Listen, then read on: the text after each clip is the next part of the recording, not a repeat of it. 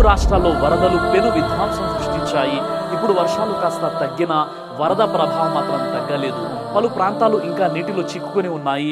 విజయవాడ, ఖమ్మం, మహబూబాబాద్ ప్రాంతాల్లో వరద తీవ్రత చాలా ఎక్కువగా ఉంది. ఆంధ్రప్రదేశ్లో వర్షాల వల్ల సోమవారం ఉదయానికి మొత్తం 15 మంది మరణించినట్లు అధికారిక సమాచారం. వీరిలో ఎన్టీఆర్ జిల్లాలో 8 మంది మరణించగా గుంటూరు, ప్రకాశం జిల్లాలో మిగతా వారు మరణించారు. తెలంగాణలో వరదల వల్ల ఆదివారం మధ్యాహ్నం వరకు 9 మంది మరణించినట్లు అధికారిక సమాచారం. దేశంలో ఆగస్టులో సాధారణ వర్షపాతం కంటే 16% ఎక్కువ నమోదైందని ఐఎండీ డైరెక్టర్ మృత్యుంజయ మహాపాత్ర తెలిపారు. వాయువ్య భారతదేశంలో 253.9 మిల్లీమీటర్ల వర్షపాతం నమోదైందని అధికారులు వెల్లడించారు. 2001 నుంచి ఆగస్టులో ఇదే అత్యధిక వర్షపాతమని పేర్కొన్నారు. విజయవాడ నగరంలో ఆగస్టు 31వ తేదీన 136 మిల్లీమీటర్ల వర్షం, ఇబ్రహీంపట్నంలో 120 మిల్లీమీటర్ల వర్షం కురిసినట్లు ఆంధ్రప్రదేశ్ జలవనరుల శాఖ ఆధ్వర్యంలోని water resources information and management system ఈ విషయాన్ని వెల్లడించింది. ఆగస్టు 31 నుంచి సెప్టెంబర్ 1 వరకు 24 గంటల్లో ఆంధ్ర రాష్ట్రంలో 38.2 మిల్లీమీటర్ల వర్షపాతం నమోదైంది. 1998 తర్వాత మళ్లీ ఆ స్థాయిలో వర్షాలు పడ్డాయి. 1998లో 9.24 లక్షల క్యూసెక్కుల వరద వస్తే ఇప్పుడు 9.70 లక్షల క్యూసెక్కులు వచ్చింది. కృష్ణాలో అన్ని రిజర్వాయర్లు నిండిపోయాయి. భారత వాతావరణ శాఖ ఐఎండీ ఆదివారం సెప్టెంబర్ 1న తెలంగాణలోని పలు జిల్లాలకు రెడ్ అలర్ట్ జారీ చేయడంతో కొన్ని జిల్లాల్లో అత్యంత భారీ వర్షపాతం నమోదైంది. ఖమ్మం జిల్లాలోని అత్యధికంగా 52.1 సెంటీమీటర్ల వర్షపాతం నమోదైంది. 24 గంటల్లో చాలా మంది వరదల్లో చిక్కుకొని ఉన్న దృశ్యాలు చూస్తుంటే చాలా బాధాకరంగా ఉన్నాయి. వరద నీరు ఇండ్లలోకి చేరడంతో ప్రజలు ఇండ్లు వదిలి కట్టుబట్టలతో తాము ప్రాణాలతో ఉంటే చాలు అని ఎత్తైన ప్రాంతాలకు వెళ్లారు. వరద ప్రభావం తగ్గాక వచ్చి చూస్తే ఇంట్లో ఒక్క వస్తువు కూడా లేదు. అంతా వరదల్లో కొట్టుకుపోయాయి. అది చూసి తట్టుకోలేక తీవ్ర ఆవేదన, బాధలు చెప్పుకున్న తీరు డిజిటల్ మీడియాలో చూసినప్పుడు నా హృదయం బరువెక్కిపోయింది. వరద ప్రభావిత ఆంధ్రప్రదేశ్, తెలంగాణ రాష్ట్రాల్లో సహాయక చర్యల కోసం భారత వాయుసేన, ఇండియన్ ఎయిర్ ఫోర్స్ 2 విమానాలను పంపిందని ఏఎన్ఐ తెలిపింది. హల్వారా, బటిండాల నుంచి 2 విమానాలను విజయవాడ, శంషాబాద్కు పంపించారు. వరద ప్రాంతాల్లో ఎన్డీఆర్ఎఫ్ చేస్తున్న ప్రయత్నాలకు మద్దతుగా ఈ విమానాల్లో 200 మందికి పైగా ఎన్డీఆర్ఎఫ్ సిబ్బందితో పాటు టన్నుల కొద్ది సహాయక సామాగ్రిని పంపించినట్లు air force media coordinator centre వెల్లడించింది. వీరితో పాటు అదనంగా మరో 14 బృందాలను 2 రాష్ట్రాలకు కూడా పంపించడం జరిగింది. ఆంధ్రప్రదేశ్లో విజయవాడ, గుంటూరు ప్రాంతాల్లో వరద ప్రభావం తీవ్రంగా ఉంది. కృష్ణానది బుడమేరు పొంగడంతో విజయవాడ నగరంలో అనేక ప్రాంతాలు నీట మునిగిపోయాయి. ప్రకాశం బ్యారేజ్ కు 4 పడవలు వరదల్లో కొట్టుకొచ్చి ఢీకొట్టడంతో గేట్లు కూడా విరిగిపోయాయి. విజయవాడ నగరం అయితే వరుసగా 2వ రోజు కూడా నీటిలోనే ఉంది. బుడమేరు వరద ఈ నగరాన్ని అతలాకుతలం చేసింది. నగరంలోని చాలా కాలనీల్లో 1 అడుగు నుంచి 4 అడుగుల వరకు నీరు నిలిచిపోయింది. విజయవాడలోని వరద ప్రభావిత ప్రాంతాల్లో ముఖ్యమంత్రి నారా చంద్రబాబు నాయుడు గారు నగరంలోని వేరువేరు ప్రదేశాలకు పడవలో ప్రొక్లైన్ల మీద వెళ్లి బాధితులను పరామర్శించారు. అనేక ప్రభుత్వ శాఖలు సహాయక చర్యలు పాల్గొన్నాయి. పలు చోట్ల ఆహారం, ఇతర అత్యవసర పదార్థాలను బోట్లు, ట్రాక్టర్ల ద్వారా సిబ్బంది అందిస్తున్నారు. చాలా మంది ఆ వాన నీటిలోనే నానుతూ వరద ప్రభావం లేని ప్రాంతాల్లో తమకు తెలిసిన వారి ఇళ్లకు వెళ్లే ప్రయత్నం చేస్తున్నారు. కోస్తాలోని మిగిలిన జిల్లాల్లో కూడా వరద వర్షాల ప్రభావం చాలా తీవ్రంగా కనిపించింది. తెలంగాణలో ఉమ్మడి ఖమ్మం, వరంగల్, నల్గొండ జిల్లాల పరిధిలో అనేక ప్రాంతాలు జల దిగ్బంధంలో చిక్కుకున్నాయి. మహబూబాబాద్, ఖమ్మం ప్రాంతాల్లో అనేక జనవాసాలు జల దిగ్బంధంలో ఉన్నాయి. ఖమ్మం నగరానికి, మహబూబాబాద్ పట్టణానికి చాలా వైపుల నుంచి రాకపోకలు కూడా ఆగిపోయాయి. మున్నేరు వాగు వరదతో ఉమ్మడి ఖమ్మం, ఉమ్మడి కృష్ణా జిల్లాలు ప్రభావితమయ్యాయి. పాలేరు దగ్గర ఒక కుటుంబం వరదలో చిక్కుకుపోయింది. ఖమ్మం పరిధిలోని భక్త రామదాసు ఎత్తిపోతల పథకం పంపు హౌజులు మునిగిపోయాయి. నల్లగొండ, సూర్యాపేట, మహబూబ్ నగర్, కొత్తగూడెం జిల్లాలపై కూడా వరద ప్రభావం ఎక్కువగా ప్రవహించింది. తెలంగాణలోని మిగిలిన ప్రాంతాల్లో చాలా చోట్ల వరద వర్షం ప్రభావంతో జనజీవనానికి ఇబ్బంది కలిగింది. చాలా చోట్ల కాలనీలు, బస్తీలు, ప్రభుత్వ కార్యాలయ ప్రాంగణాలు నీట మునిగిపోయాయి. అనేక చోట్ల హాస్టళ్లు జల దిగ్బంధమైపోవడంతో ఆ నీటిలో నుంచే విద్యార్థులు సామాన్లతో బయటకు వచ్చేశారు. తెలంగాణ ముఖ్యమంత్రి రేవంత్ రెడ్డి గారు హైదరాబాద్ లోని కమాండ్ కంట్రోల్ సెంటర్ నుంచి వర్షాలపై సమీక్ష నిర్వహించారు. వరదల కారణంగా చనిపోయిన వారి కుటుంబాలకు ఆర్థికంగా సహాయం 4 లక్షల నుంచి 5 లక్షలు పెంచుతున్నాం. ప్రజలకు జరిగిన నష్టంపై తక్షణమే అధికారులు స్పందించాలి. ఈ వరదలను జాతీయ విపత్తుగా పరిగణలోకి తీసుకోవాలని కేంద్రాన్ని కోరుతూ లేఖ రాస్తాం. ఖమ్మం, భద్రాద్రి, కొత్తగూడెం, మహబూబాబాద్, సూర్యాపేట జిల్లాలకు తక్షణ సాయంగా 5 కోట్ల చొప్పున ఇస్తామని రేవంత్ రెడ్డి ప్రకటించారు. రెండు రాష్ట్రాల్లో లక్షల ఎకరాల్లో పంట నష్టం జరిగింది. వరితో పాటు కూరగాయలు, పంటలు, అరటి పండ్లు తోటలు, ఇతర వాణిజ్య పంటలు కూడా తీవ్రంగా దెబ్బతిన్నాయి. చెరువులు, వాగులకు గండ్లు పడిన చోట పరిస్థితి మరీ తీవ్రంగా ఉంది. ముఖ్యంగా కట్టతెగిన చోట ప్రవాహ వేగానికి భవనాలు కొట్టుకుపోయాయి. చాలా చోట్ల ఇళ్ల డాబాలపై ఎక్కి కూర్చొని సమయం గడిపారు ముంపు బాధితులు. గుంటూరు జిల్లా తుళ్లూరు దగ్గర 200 గేదెలు వరదలు కొట్టుకుపోయాయి. కృష్ణానదిపై ప్రకాశం బ్యారేజ్ వద్ద రెండో ప్రమాద హెచ్చరిక జారీ చేశారు. విజయవాడలో సహాయ చర్యలు, హెలికాప్టర్లు కూడా వాడుతున్నట్లు ప్రభుత్వం తెలిపింది. భారీ వర్షానికి రవాణా వ్యవస్థ కూడా స్తంభించింది.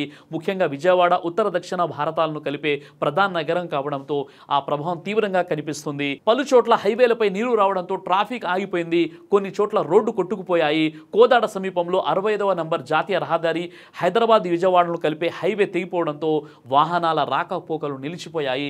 ఇక రైల్వే ట్రక్కులపై నీరు చేరడంతో పెద్ద ఎత్తున రైళ్ల మళ్లింపుతో పాటు కొన్ని రైళ్లు రద్దయ్యాయి. వరంగల్ సమీపంలోని కే సముద్రం దగ్గర ట్రాక్ కింద ఉన్న నిర్మాణం మొత్తం కొట్టుకుపోయింది. అనేక చోట్ల వంతెనలపై నీరు పొంగి ప్రవహించింది. తాళ్లు, క్రేన్లు, ప్రొక్లైన్ల సహాయంతో ప్రజలు నీరున్న ప్రదేశాలను దాటాల్సిన పరిస్థితులు ఏర్పడ్డాయి. పలు చోట్ల రైలు ప్రయాణికులను బస్సుల్లో తరలించారు. విజయవాడ శివార్లలో రైలు ప్రయాణికులను స్టేషన్ బయటకు తీసుకురావడం కూడా కష్టమైపోయింది. రైళ్లు ఎక్కడైతే నిలిచిపోయాయో ఆ చోట ఆహార పదార్థాలు కూడా అందించారు. 100కు పైగా రైళ్లను దక్షిణ మధ్య రైల్వే రద్దు చేసింది. రెండు రాష్ట్రాల ఆర్టీసీలు పెద్ద ఎత్తున బస్సులను ఆపివేశాయి. భారీ వర్షాల కారణంగా పాలేరు జలాశయానికి భారీగా వరద పోటెత్తడంతో 3 సభ్యులు తల్లి, తండ్రి, కుమారుడు కుటుంబం వరద నీటిలో కొట్టుకుపోయింది. వారిని కాపాడేందుకు రెస్క్యూ టీం, పోలీసులు ఎంతగా ప్రయత్నించినా తల్లి, తండ్రి గల్లంతయ్యారు. వారి కుమారుని మాత్రమే రక్షించగలిగారు. యాహూబ్ 45 సంవత్సరాలు, ఆయన భార్య సైదాబి 45 సంవత్సరాలు గల్లంతైపోయారు. కుమారుడు షరీఫ్ ఇంటిపైకి ఎక్కారు. వారు 3 వరదల్లో చిక్కుకున్నారన్న సమాచారం తెలుసుకున్న అధికారులు కాపాడేందుకు ప్రయత్నించారు.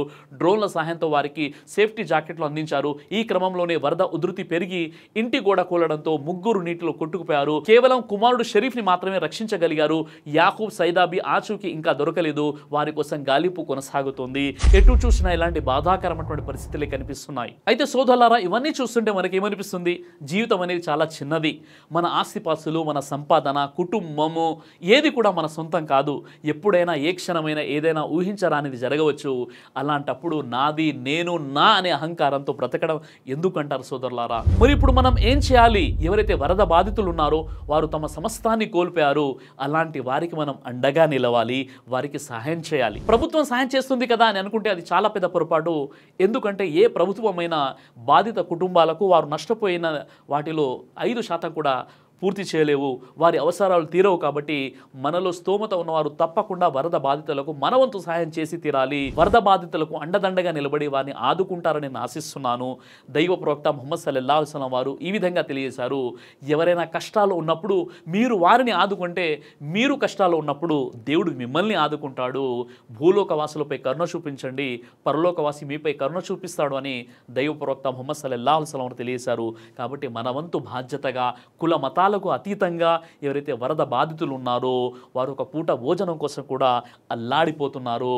వారికి ధరించడానికి వస్త్రాలు కూడా లేవు. ఇంట్లో సామాన్లన్నీ కూడా వరదల్లో కొట్టుకుపోయాయి. తీవ్ర సంక్షోభమైనటువంటి పరిస్థితుల్లో వారు మనకు కనిపిస్తున్నారు. ఇలాంటి తరుణంలో ఒక భారతదేశ పౌరుడిగా మానవతా దృక్పథంతో కుల మతాలకు అతీతంగా మనం వారిని ఆదుకుందాం. ఈ వరద బాధితుల్ని ఆదుకోవడం ఎలా? మన వంతు సహాయం వారికి ఎలా తెలియచేయాలంటే, కొంతమంది ఎవరైతే ఎన్జిఓస్ ఉన్నాయో వారైతే ఫండ్ కలెక్ట్ చేస్తున్నారో అలాంటి ఫండ్ అయితే మేము కలెక్ట్ చేయట్లేదు. కానీ నా తరపు నుండి నేను ఇచ్చేటటువంటి ఒక సలహా ఏంటంటే, ప్రతి వ్యక్తి కూడా వారి చుట్టుప్రక్కల ప్రాంతాల్లో ఎవరైతే వరద బాధితులు ఉన్నారో మీకు తెలుసు కాబట్టి స్వతహాగా మీరు వెళ్ళి మీ వంతు సహాయాన్ని వారికి అందించినట్లయితే ఖచ్చితంగా ఇది వారి వరకు చేరుతుంది. అక్కడ అవసరార్థులు ఎవరో, అవసరం లేని వారెవరో ఖచ్చితంగా మీ కళ్ళతో చూసి మీరే వారికి సహాయం చేసేటటువంటి ప్రయత్నం చేయండి. ఇది ఉత్తమమైనటువంటి పద్ధతి. ఇక రెండో పద్ధతి ఏంటంటే, మేమైతే వెళ్ళలేమండి, మేము దూరంగా ఉన్నాము, మేమేం చేయాలి అంటే, ఎవరైతే ఎన్జిఓస్ ఉన్నారో, ఎవరైతే ఫండ్ కలెక్ట్ చేస్తున్నారో వారి ద్వారా కూడా మీరు మీ వంతు సహాయాన్ని వారికి అందచేయవచ్చు. సోదరులారా, ఇది ఒక గొప్ప అవకాశం. ఈరోజు మనం కష్టాల్లో లేము అంటే దేవుని యొక్క కారుణ్యం. వారు కష్టాల్లో ఉన్నారు అంటే ఇది మన కోసం పరీక్ష. తోటి మానవులు కష్టాల్లో ఉన్నప్పుడు నువ్వేం చేస్తున్నావు? కేవలం న్యూస్ వింటూ కాలక్షేపణ చేస్తూ అయ్యో అక్కడ అలా జరిగిందంట అని న్యూస్ని ఇతరులకు ఫార్వర్డ్ చేస్తూనే ఉండిపోయావా? లేదా నీ వంతు బాధ్యతగా నీ వద్ద ఉన్నటువంటి డబ్బుని వారి వరకు చేరవేసావా లేదని దేవుడు ఖచ్చితంగా మనల్ని ప్రశ్నిస్తాడు. ఇది మన కోసం పెద్ద పరీక్ష కాబట్టి కుల మతాలకు అతీతంగా మనం సహాయం చేయాలి. ఎందుకంటే ఆకలికి మతం లేదు, అవసరానికి కూడా మతం లేదు. కాబట్టి ఆ అవసరార్థుల్ని ఆదుకోండి. ఆ సృష్టికర్త అంటే దైవం ఈ ప్రకృతి విపత్తుల నుండి మనందరినీ కాపాడుగాక. ఆమీన్ యా రబ్బుల్ ఆలమీన్.